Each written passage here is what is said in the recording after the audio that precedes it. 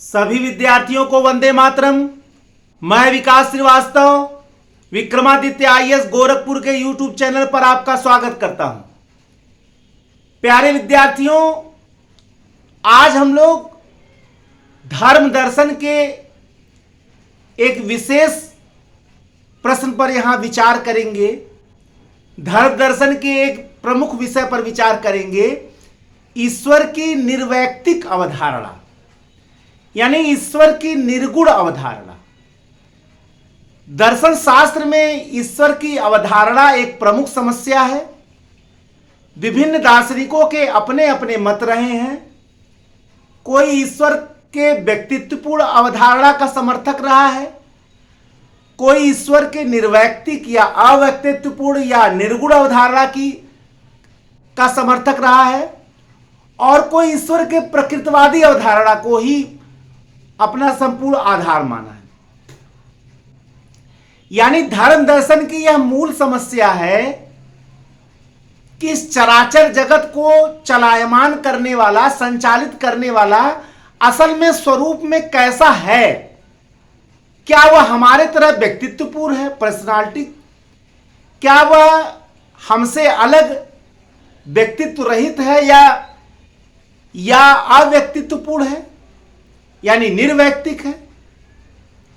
यह समस्त प्रकृति ही ईश्वर स्वरूप है, यानी ईश्वर की प्रकृतिवादी अवधारणा। यानी प्रकृति से ऊपर कुछ भी नहीं है, प्रकृति के ऊपर कोई शासन करे ऐसी सत्ता को प्रकृतिवादी अवधारणा स्वीकार ही नहीं करता है। तो प्रश्न यह उठता है कि ईश्वर की किस अवधारणा को हम स्वीकार करें, इसका यहां बात नहीं हमें करना है। हम आज यहां डिस्कशन करेंगे कि ईश्वर की निर्वैयक्तिक अवधारणा क्या है, और इस अवधारणा को मानने के लिए इसके पीछे आधार क्या है, क्या कारण है कि ईश्वर की इस प्रकार के ईश्वरवादी ईश्वर की निर्वैयक्तिक अवधारणा को स्वीकार करते हैं। तो ईश्वर की निर्वैयक्तिक अवधारणा का मूल तात्पर्य यहां यह है कि यह अवधारणा यह मानती है, या इस धारणा के समर्थक यह मानते हैं, इस अवधारणा के समर्थक दार्शनिक यह मानते हैं कि ईश्वर में इच्छा, कल्पना, प्रयोजन जो सामान्य पर्सनालिटी में होता है उसका अभाव है। ठीक है ना? ईश्वर की निर्वैयक्तिक अवधारणा का मूल तात्पर्य है कि ईश्वर में इच्छा, कल्पना, प्रयोजन, विचार, ये सब का अभाव है, जैसा एक सामान्य मनुष्य में होता है। तभी हम उसको वैयक्तिक बोलते हैं, पर्सनल बोलते हैं। लेकिन ईश्वर की जो निर्वैयक्तिक अवधारणा है वो यही मानती है कि अगर ईश्वर निर्वैयक्तिक है तो इसका मतलब क्या हुआ कि उसमें इच्छा, प्रयोजन, कल्पना, इन सब का अभाव है। अब प्रश्न उठता है कि ऐसा क्यों है? देखिए, यह अवधारणा ईश्वर को सब गुणों से निरपेक्ष मानती। अब ईश्वर को सब प्रकार से निरपेक्ष मानने वाली यह निर्वैयक्तिक अवधारणा जब ईश्वर को निरपेक्ष मानती है तो इसका मतलब ईश्वर को किसी चीज की अपेक्षा नहीं है। और जब ईश्वर को किसी चीज की अपेक्षा नहीं है तो जाहिर सी बात है किसी गुणों का उस पर आरोपण ही नहीं हो सकता है कि वो बहुत अच्छा है, कोई वो बहुत बुरा है, वो बहुत सुंदर है, वो बहुत लंबा है, वो बहुत ऊंचा है, वो बहुत खूबसूरत है। ऐसा कोई मतलब ही नहीं है, क्योंकि वो व्यक्ति है ही नहीं, वो व्यक्तित्वपूर्ण है ही नहीं। चूंकि यह अवधारणा ईश्वर को सभी प्रकार से निरपेक्ष मानती है, इसीलिए अवधारणा ईश्वर को निर्वैयक्तिक मानती है, क्योंकि जब ईश्वर में इच्छा, कल्पना, प्रयोजन का अभाव है तो फिर उसका कोई आकार नहीं, इसीलिए वो निराकार है, इसीलिए वह निर्गुण है। अच्छा, यह अवधारणा यह भी मानती है कि ईश्वर पे किसी प्रकार के गुणों का आरोपण करना मतलब उसको सीमित करना है, इसीलिए अवधारणा ईश्वर को निर्गुण मानती है। क्यों? क्योंकि जैसे ईश्वर पर कुछ गुणों का आरोपण किया जाता है वह सीमित हो जाता है। क्यों सीमित हो जाता है?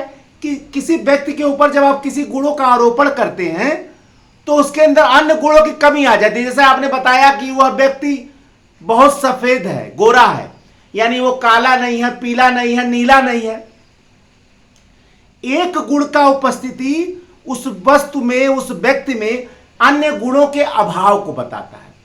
तो इस अवधारणा के समर्थक ऐसे दार्शनिक जो ईश्वर को निर्गुण मानते हैं, उनका मानना है कि ईश्वर पर गुणों का आरोपण करने का मतलब यह है कि ईश्वर को सीमित करना, इसीलिए अवधारणा ईश्वर को निर्गुण मानती है। पाश्चात्य विचारक स्पिनोजा का प्रसिद्ध कथन है कि समस्त अधिमान निषेध मूलक है। स्पिनोजा जो पाश्चात्य विचारक हैं, वो भी ईश्वर की निर्वैयक्तिक इस अवधारणा को स्वीकार करते हैं। उन्होंने माना है कि समस्त अधिमान निषेध मूलक है, यानी ईश्वर पर आप किसी भी गुणों का प्रयोग करेंगे तो वह उसको सीमित बनाएगा। चूंकि यह अवधारणा मानती है कि ईश्वर पर गुणों को आरोपित करना ईश्वर को सीमित करना है, यही कारण है कि यह अवधारणा जो है वो ईश्वर को क्या मानती है? निर्वैयक्तिक मानती है, निर्गुण मानती है, निराकार मानती है। इस अवधारणा का यह भी मानना है कि गुण जो है वो बुद्धि प्रसूत है, यानी गुण जो है वो बुद्धि से उत्पन्न होता है और ईश्वर बुद्धि से परे है। ईश्वर क्या है? बुद्धि से परे है। ईश्वरवादी दार्शनिकों की यह अवधारणा है कि ईश्वर अगम्य और अगोचर है, ठीक है ना, बुद्धि अनुभव दोनों से परे है। तो यह अवधारणा कहती भाई समस्त गुण जो है वो बुद्धि प्रसूत है, यानी बुद्धि से जन्मा है, और ईश्वर चूंकि बुद्धि से परे है तो बुद्धि द्वारा कल्पित कोई भी अवधारणा ईश्वर की वास्तविक अवधारणा कैसे हो सकती है? जब बुद्धि ईश्वर चिंतन में असमर्थ है तो बुद्धि से कल्पित कोई भी अवधारणा ईश्वर की वास्तविक अवधारणा नहीं हो सकती है। और यही कारण है कि निर्वैयक्तिक अवधारणा के समर्थक ईश्वर पर गुणों के आरोपण को अनुचित और अनुपयुक्त मानते हैं। दूसरा, इस अवधारणा के समर्थकों का यह भी कहना है कि देखिए, गुण जो हैं वो सापेक्ष भी होते हैं। अगर कोई चीज सफेद है इसका मतलब कोई दूसरे कलर का चीज है तभी तो वो सफेद है। कोई चीज काला है तो इसका मतलब सफेद है, नीला है, पीला है, हरा है। तो बुद्धि सापेक्ष, गुण जो है वो सापेक्ष होते हैं, और बहुत सारे गुण परस्पर विरोधी भी होते हैं। यानी ईश्वर पर जैसे ही आप गुणों का आरोपण कर देंगे तो ईश्वर क्या हो जाएगा? वो सीमित हो जाएगा। यही कारण है ईश्वर को निर्वैयक्तिक मानने वाले जो ईश्वरवादी दार्शनिक हैं, उनका यही कहना है कि किसी भी गुण का ईश्वर के ऊपर विधेयक रूप में प्रयोग करना उचित नहीं है, क्योंकि वो सीमित होगा। बुद्धि जो भी गुण विधेयक के रूप में ईश्वर पर आरोपित करेगी वह उसको क्या करेगी? सीमित ही करेगी। यानी किसी भी विधेयक को अपूर्ण रूप में ईश्वर पर आरोपित करने का मतलब यही हुआ कि ईश्वर को सीमित करना हुआ। इसीलिए इस अवधारणा के समर्थक जो हैं, ईश्वर के लिए कोई विधेयात्मक शब्द नहीं बोलते हैं, माने कोई सकारात्मक शब्द नहीं बोलते हैं। वो ईश्वर को नकारात्मक रूप से वर्णित करते हैं। ईश्वर यह भी नहीं है, ईश्वर वह भी नहीं है। वो कहते हैं जैसे ईश्वर को हम ये बोल देंगे ईश्वर ये है, इसका मतलब उसमें अन्य गुणों के अभाव आ जाएगा, और जैसे ही उसके अंदर अन्य गुणों का अभाव हो गया ईश्वर सीमित हो जाएगा। इसलिए ईश्वर के बारे में विधेयात्मक यानी सकारात्मक रूप से कुछ नहीं कहते हैं। ईश्वर का वर्णन जो है वो नकारात्मक रूप से करते हैं। इसीलिए उपनिषदों में भी ईश्वर को नेति नेति के आधार पर वर्णित किया गया है। ईश्वर यह भी नहीं है, ईश्वर वह भी नहीं है। इसीलिए शंकराचार्य ने भी ब्रह्म का जो वर्णन किया है वो नेति नेति के आधार पर किया है। ईश्वर यह भी नहीं है, ईश्वर यह भी नहीं है। शंकराचार्य के दर्शन में नेति नेति का प्रभाव इतना ज्यादा है कि इन्होंने ईश्वर को एक कहने के बजाय अद्वैत कह दिया, क्योंकि वो कह रहे थे कि जैसे इस कुछ सकारात्मक शब्द ला देंगे बहुत सारे अन्य उसमें अभाव पैदा हो जाएगा। इसलिए आप उन्होंने मोनिज्म कहने के बजाय नॉन ड्यूलिज्म कह दिया, यानी ईश्वर एक नहीं है। उन्होंने ये नहीं कहा, नाक को उन्होंने उल्टा पकड़ा, ईश्वर अद्वैत है, मैंने नकारात्मक शब्दों में उसका वर्णन किया, ठीक है ना।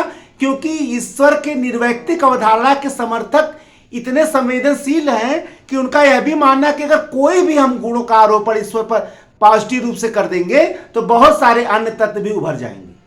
इसीलिए उन्होंने ईश्वर के निर्व्यक्तिक अवधारणा या ईश्वर के निर्गुण अवधारणा के समर्थकों का यह मानना है कि ईश्वर के लिए कोई भी सकारात्मक विचारों का प्रयोग जैसे ही करेंगे उसमें बहुत सारे अन्य विचारों का अभाव हो जाएगा, अन्य गुणों का अभाव हो जाएगा और इस अभाव के वजह से ईश्वर सीमित हो जाएगा, सांसारिक वस्तु बन जाएगा।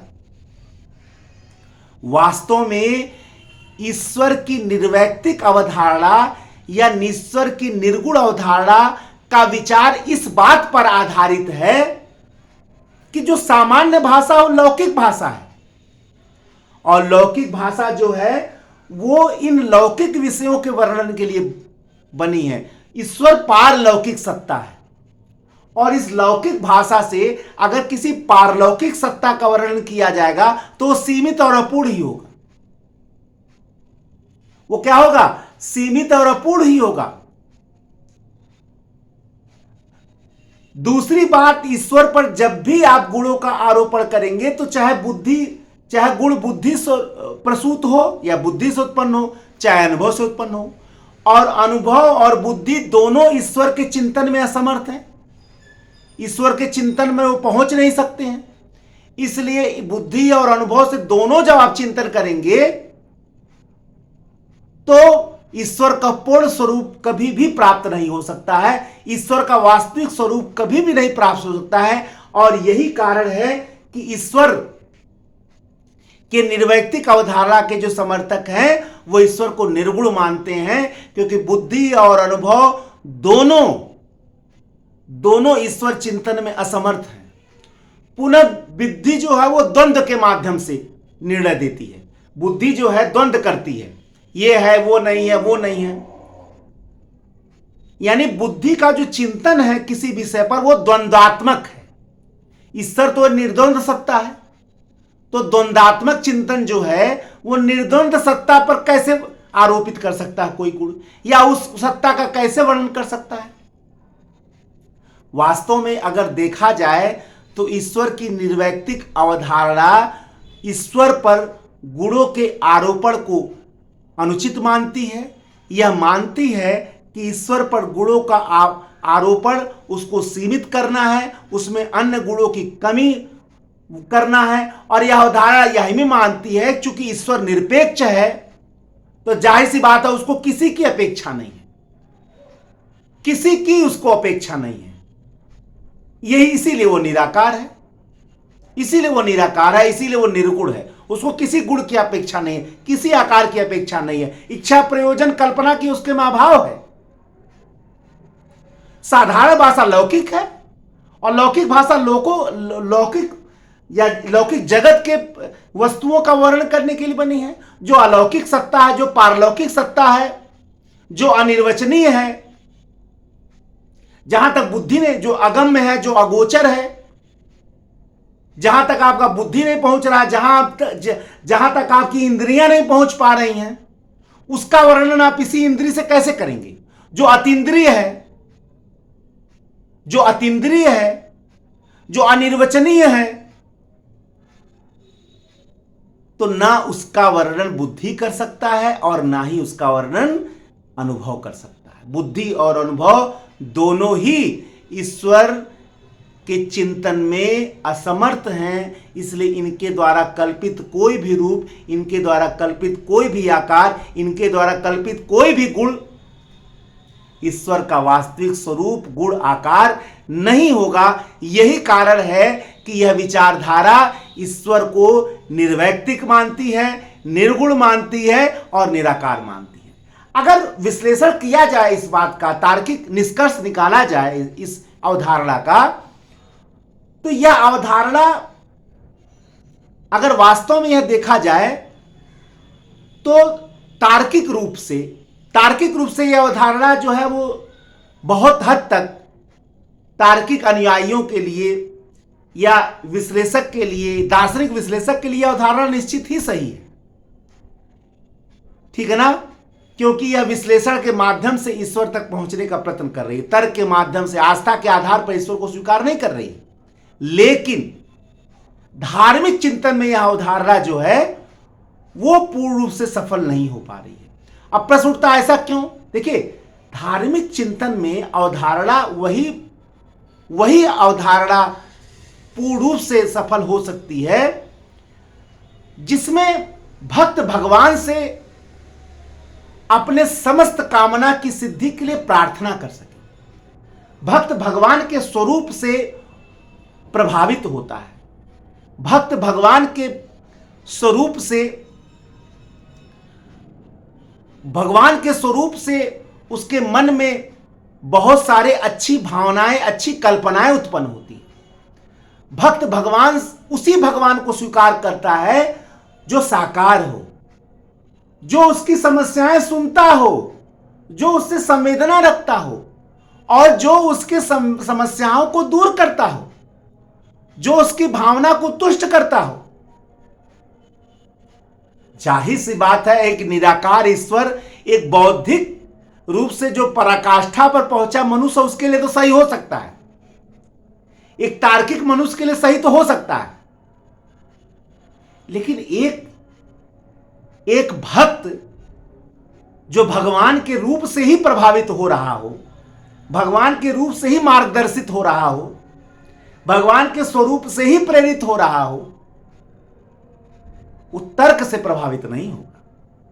तो कंक्लूजन ये निकला कि तार्किक रूप से यह अवधारणा ज्यादा महत्वपूर्ण है, क्योंकि यह भी बात सही है कि ईश्वर पे आप कौन से गुण का आरोपण करेंगे। वह लंबा है तो बहुत लंबा चीज उनके सामने आ जाएगा, वह बहुत लंबा है तो उससे लंबा भी कुछ आ जाएगा। यह अवधारणा इस मामले में तो सही है कि जैसे गुणों का आरोपण करोगे तो तार्किक चिंतन में तो यह अवधारणा सत्य के करीब है, लेकिन धार्मिक चिंतन में यह अवधारणा भक्तों को संतुष्ट नहीं कर सकता है। वहां यह पूर्ण रूप से जो है तार्किक या उचित नहीं दिखाई पड़ता। ठीक है, ईश्वर की निर्वैयक्तिक अवधारणा निश्चित ही एक महत्वपूर्ण विषय था जिसको आज मैंने यहां वर्णित किया, और उम्मीद करता हूं कि दर्शन शास्त्र, धर्म दर्शन की यह विशेष अवधारणा आपको समझ में आया होगा। अगर आपके कोई प्रश्न हो तो कमेंट के माध्यम से आप पूछ सकते हैं। नेक्स्ट लेक्चर में मैं आपके समक्ष फिर उपस्थित होऊंगा। तब तक के लिए जय हिंद, जय भारत, वंदे मातरम। धन्यवाद।